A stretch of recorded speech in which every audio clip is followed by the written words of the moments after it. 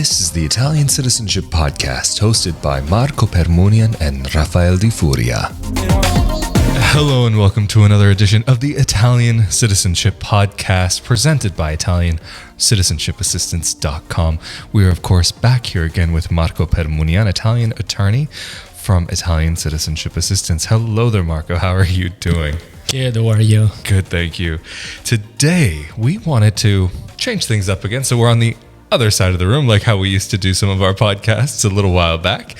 And we wanted to talk about what's been going on recently. Marco and ICA have been getting a lot of attention in the media recently, both in the United States and in Italy.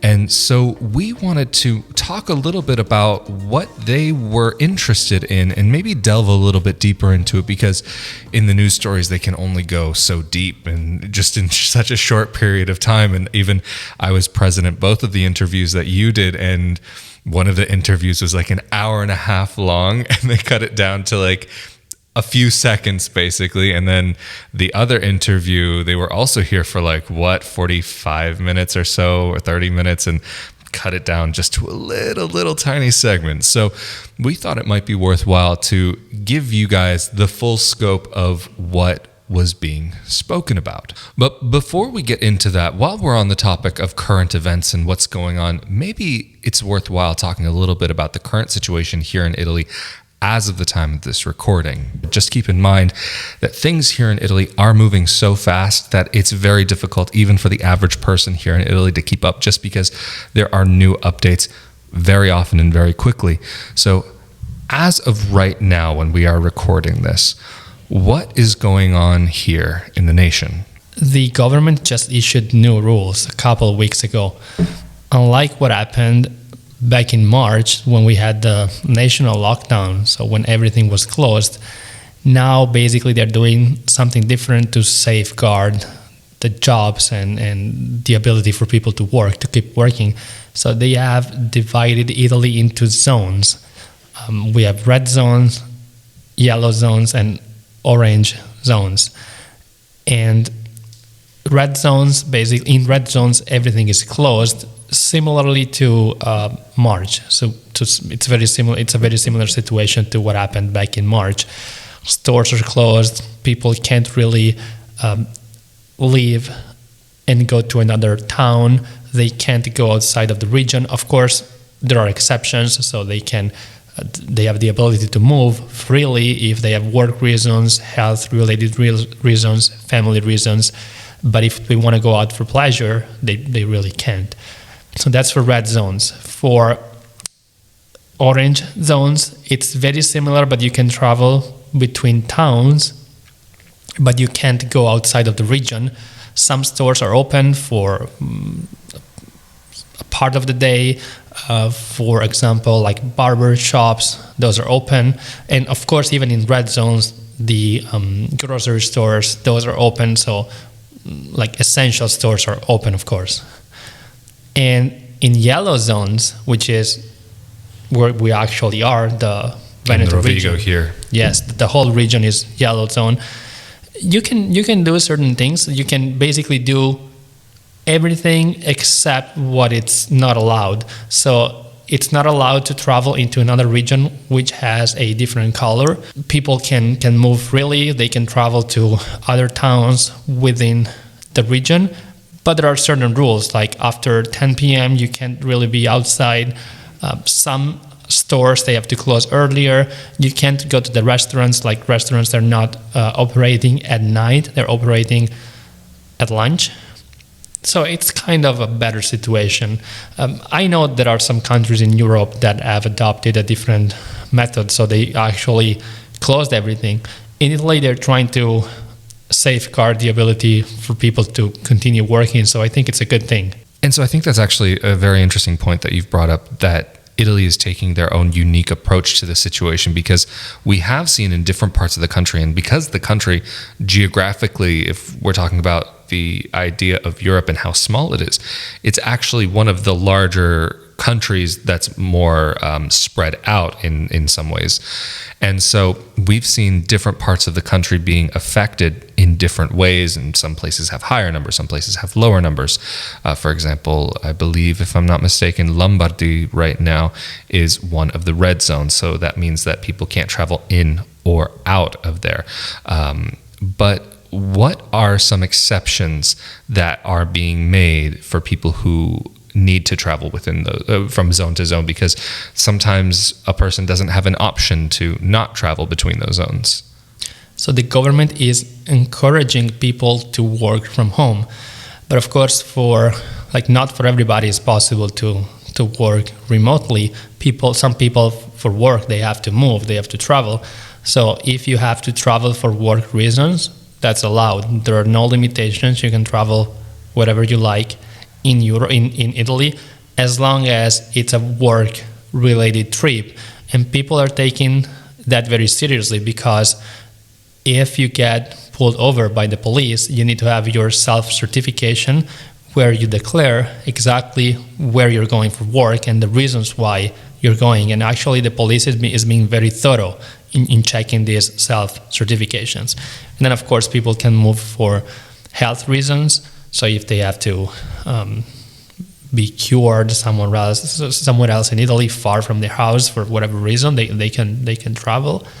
And people can travel for family reasons. If they need to help a family member, maybe an elderly family member, they can move. And just a quick question, because we did talk about this last time here on the podcast when we did our episode in Rome. Since then, have there been any major updates in regards to citizenship? Not really. The situation stays the same, so it's still not allowed for people to travel from America into Europe. So for people who want to apply for citizenship in Italy, that's not really allowed. Even if we said in the other video that it's questionable whether people should be allowed into the country, even from America, for citizenship purposes, so with the purpose of applying for Italian citizenship. It's very questionable. Of course, the law does not make any reference to citizenship applications. Ultimately, it's all about the interpretation of the law. So I've heard of some people being able to fly into the country, and maybe some people that had other reasons to be in Italy, people who own homes in Italy, or people who needed to be in Italy for work-related reasons. And also they took the opportunity to stay in the country and apply for citizenship, because once you are in the country, you are in the country. So kind of taking it back to what you were talking about before, about the ability to travel in Italy within from region to region. I know that was something that I got some messages about on my Instagram. I don't know if you heard from anybody. I'm assuming that you probably did, wondering about how we got around the country. But when we were actually in Rome, it was very interesting to see, especially with my background in production and broadcast, how they actually conducted the interviews, where things were much more spaced out than they would normally be, and even the individual, the reporter who was conducting the interview, was very far away from you. But one thing that I know he was asking you about during your interview was about the interest in Italian citizenship, because for many Italians, that is something that is a little bit of a strange idea. Why would an American want to come to Italy? Why would an American want to have an attachment to Italy? Because for so many Italians, they're looking to go the opposite direction. So maybe do you want to just go into that a little bit about what you guys spoke about? To your point, there are many Italian citizens residing in Italy that have no idea that this is even a possibility. Like, they wonder, first of all, why so many Americans want to get Italian citizenship and how these people can even get Italian citizenship. But we don't have to forget, as we said in many videos, that all of the Americans that are applying for Italian citizenship, they're actually applying for the recognition of a birth status. So they are technically already Italian citizens, and they're just applying for the recognition of their citizenship. So this reporter in Rome, by the way, we were interviewed by Stasera Italia which is a TV show mainly on politics that goes on Rete 4, one of the main channels on Italian television. And the reporter was asking me why so many Americans they want to become Italian citizens. And I was explaining to him that there are many benefits of connected to having Italian citizenship, including the ability to move freely within the European Union, so in any European country, which means also easier access to employment opportunities in the European Union. And it also means free or low-cost healthcare in Italy if you are an Italian citizen residing in Italy. And it also means access to schools and universities in Europe, and the tuitions are lower for Italian or European citizens. And the reporter was also asking me why there was such an increase in the number of people who are seeking Italian citizenship. So I was explaining to him that probably has to do with the current situation around the world, including this current situation in America, that has pushed many people to wanting to have more opportunities, so including the ability of relocating in the European Union if they want to. So people are not necessarily ready to relocate in the European Union now, but they at least want the ability for themselves and their children to do so in the future if they want to. I mean, if you can have dual citizenship, American and European, why not? But of course, I wasn't the only one who was interviewed. So you were interviewed as well. Yes, I was. So for once, you were not the interviewer, but the person interviewee. Yes. And maybe you want to talk about what you were asked. Actually, that was, to me, it was kind of interesting because it was also along those lines. You were asked more about the technical side of things and talking about about your clients and various aspects like that never made it into the final interview.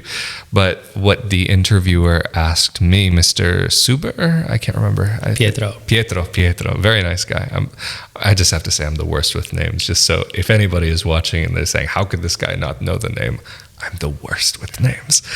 But he was asking me about the motivation of why people were interested in having Italian citizenship, and why are they wanting to come to Italy? Like, what's this interest? What's going on? And I was mentioning to him a lot of the same subjects that I've spoken about on my YouTube channel, about that for many of us, having this Italian identity is not a choice. It's something that we just have by default. I mean, I've mentioned this also in my videos that my last name is Di Furia. I can't escape from that. It's just, this is just a fact of life for me. And so even for many people growing up, that you'll be told, oh, you're Italian, not asked, oh, are you Italian? You'll be told in a very matter of fact kind of way. And even I know for people that are from an older generation, that they dealt with being treated a particular kind of way because they were of Italian descent. And even in my family, I know there were a number of people going from my grandfather, my mother, like I can think of even my aunt, and different little incidents that they had. I mean, of course, kind of as the years go on, like less intensity, but I know for sure that like even my grandfather had names called out to him, some very horrible terminology used, shouted at him. But going more into why people are kind of looking for that connection with Italy, and that was something that was, for me, that was always instilled in me from a very young age. And to be able to come to Italy and to learn more about my ancestry and to get that practical side of things, not just the theoretical idea about these stories being told about these wonderful, beautiful places on my grandfather's lap as a baby. Like, I mean, I can remember very clearly being very, very little, sitting on my grandfather's lap and him telling me like all different kinds of stories about this beautiful homeland, of where we're from, what our roots are about, and what our family went through in Italy, and why they came to America. And it was something that just was always this natural part of me. And I know that there are a lot of people that it is a part of them too, even to so much so that there's an Italian American culture. And you have, even though there's the cultural separation a little bit now in the modern age between Italy and the United States, at its essence, at its core, and again, this is something I've talked about a lot on my YouTube channel, about how it's just at its root, there is that Italianness to it. And you'll find many Italian families hold on to traditions that they had all the way coming back here to Italy. And so for many people, they're interested in exploring that and seeing what Italy is today, and going to the places where their family came from to explore their roots, to explore maybe even meeting new family members that are distant relatives that they had never known existed before. That's something that I know a lot of people do when they come to Italy. They'll go to their ancestral town or city or whatever it may be and see the hut, or not the hut, but the small apartment or the home or whatever it might have been that their ancestor who left Italy was born in and was raised in, their place where they had their life before they made their new life in America. But then also, one thing that he was very curious about was quality of life, and about why would somebody coming from the United States want to give up what they would have when they can come here, and things are not necessarily as easy here. And while I would have to say in some aspects there is truth to that, in my personal opinion, life in America is much more focused about living to work, whereas in Italy it's working to live. And that's the one quote that they took from me that they used in the final piece. And it's here there's this thirst for life, that this wanting to live, wanting to be out. And I think that's one thing also, if we're talking about the current situation here in Italy, that has really hit people in a hard way. Not to be able to have those social interactions, that wanting to live and be out there. I mean, even here, I've noticed in Rovigo, aperitivo hour is almost like a religious event. People have to be at their place having their spritz or whatever they may be wanting to have. And there are a lot of Americans who are looking to slow down. There are a lot of Americans and people from all over the world of Italian descent that they're using this ability to connect with Italy as a way of giving themselves the lifestyle that they're looking for, even if maybe there might be a financial trade-off if we're talking about work, for example, or with how things are going now. There's a lot of people who are working online and are able to keep their job in the United States or wherever that may be, if they're working freelance, working with their same clients that they would be working with, and to go on and be able to maybe even be a little bit more comfortable than the average person here in Italy might be. And moving forward from the interview that we did with Channel 4 Rete 4 here in Italy, taking it a step back to the CNN interview, one thing that I thought was very interesting in comparison between the two interviews was that Rete 4 was very interested in why Americans are wanting to come to Italy, why people are wanting to come to Italy. But CNN was coming at it from a slightly different perspective of why are people interested in leaving America. Did you maybe want to go into a little bit about what you guys spoke about? When CNN contacted me, they had a lot of questions about why so many Americans want to leave America and relocate to Europe, or even have the possibility of doing that. Because as I explained to CNN, like, not every American who applies for Italian citizenship is actually ready to leave. Many people, they want to have the ability to do it in the future. I believe that there is such an increase in the interest in Italian citizenship because of the current situation in America. I have to say, I've seen people contacting me from both sides of the political spectrum. So regardless of who was going to be the next president, people were very, very interested in get the process going. And I think that the current situation in America has pushed many people to want to get the process going more quickly. People have always been interested in Italian citizenship, and the interest has been increasing over the years, every year, I'd say for the past 10 years or even more. But this year we have seen maybe more people becoming interested in getting the process going as quickly as possible. I know I've seen a huge increase in interest because I always keep an eye on what's going on in this area and in the news.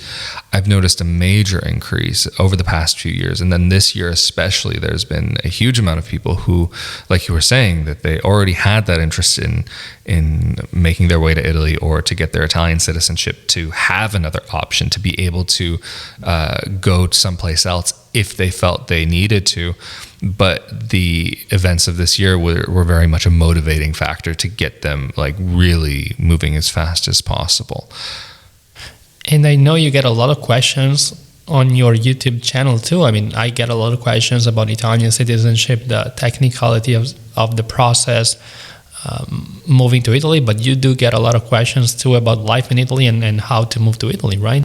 Yeah, that's one thing that especially people have been wondering about more so this year, like how we've been dealing with the situation and how we've been moving forward, because there have been a lot of places under lockdown or places with limited openings, like with stores being closed and so on.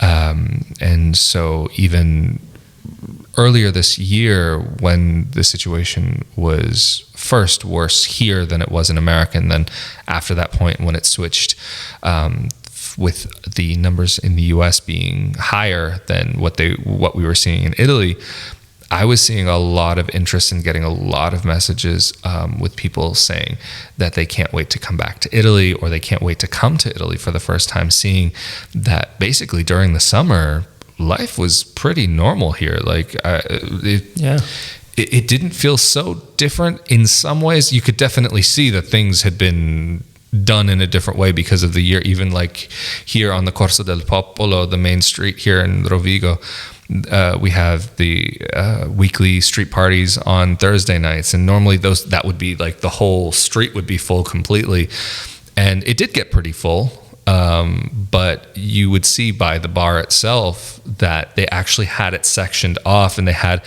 only one area where you could go in and one area where you could go out, and they were checking people's temperatures. And even one night there was a heavy police presence, which for Rovigo is very strange. I mean, every once in a while you'll see a large amount of police called for a very small minor issue, but that's because here specifically there's not that much going on. I'll say even actually one thing that I found funny, not related to the current situation, but that news moves so slow in this town that a window being broken 2 towns over made it to the front page of the newspaper a few months back. Like, that was a big deal.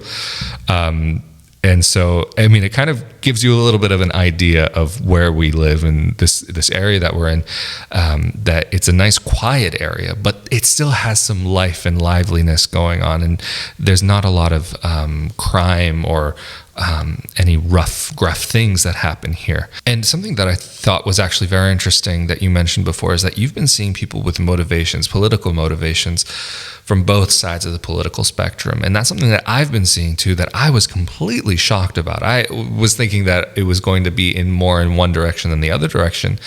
But I know there are a lot more reasons than just political motivations for wanting to get Italian citizenship or move to Italy.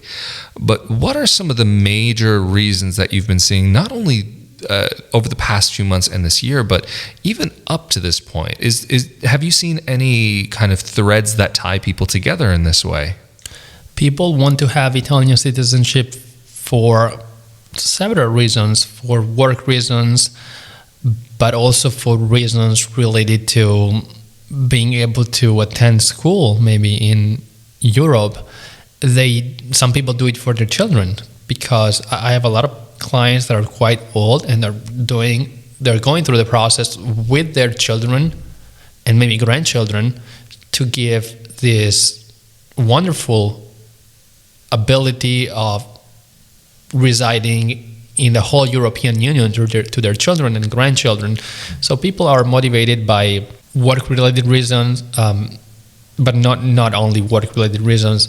Also, people, I think, as you said before, they do enjoy life in Europe. The average American thinks, I believe, that Italy is one of the nicest places in the world where people actually enjoy life. And one of the advantages of having Italian citizenship that I never talk about, and you actually talk about more than me, is the ability to actually reside in Europe where your ancestors were from and enjoy Italy without any restrictions, without having to worry that you at some point you have to leave the country. No, and that's a huge deal to be able to just arrive and remain and not have anything over you, that you can just be.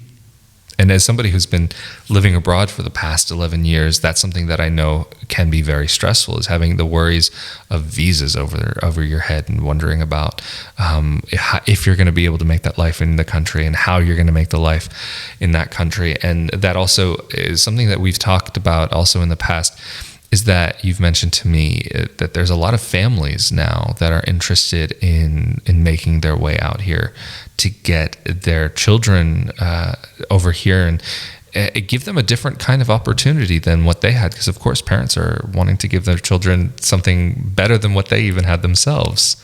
And it's a legacy for your children, because once you go through this process, which can be complicated for some people, it can be time consuming and long, but once you have gone through this process, then your children do not, like the children of your children don't have to go through this process. They will become automatically Italian citizens when they're born. So it's a wonderful thing, like, because you go through the process now, but then in the future generations, they don't have to, so they just become Italian citizens when they're born. I mean, even you could end up having a grandchild with their first language being Italian, just running around, just doing the Italian thing that Italian people do. And I know for a lot of people that actually would be a beautiful idea, thinking about that they're picking up where their ancestors left off. And anyway, we have covered a lot of ground in this update, talking about what's going on here in Italy, not only with the current global situation, pandemic, but also to talk a bit more about Italian citizenship and the interest in Italian citizenship and the motivations and why, and kind of going into that. And of course, if you are somebody who feels passionate about this, and maybe let us know what some of your reasons are and your motivations for being interested in Italian citizenship. And are you planning on moving to Italy when you're finished with the process, or are you thinking that you would like to complete the process here in Italy and actually make your life here? What's on your mind? Or are you thinking about maybe another European country? Anyway, of course, as always, thank you for joining us for the Italian Citizenship Podcast, presented by ItaliancitizenshipAssistance.com. And Marco, if people are looking for assistance with the process of Italian citizenship, how can they get in contact with you? People can contact us through our website, through the contact form on our website, ItaliancitizenshipAssistance.com, or they can send us an email at info@ItaliancitizenshipAssistance.com, or they can give us a call. Perfect. Thank you again so much, Marco, for making yourself available for this. Of course, we've been here with Marco Permunian, Italian attorney at ItaliancitizenshipAssistance.com, and I am Rafael Di Furia. And of course, if you're looking for more content about life in Italy, living in Italy, being a dual citizen, life as a dual citizen, and more, you can go to my YouTube channel, youtube.com/Rafael Di Furia. Anyway, we'll see you all next time. See ya. Thank you.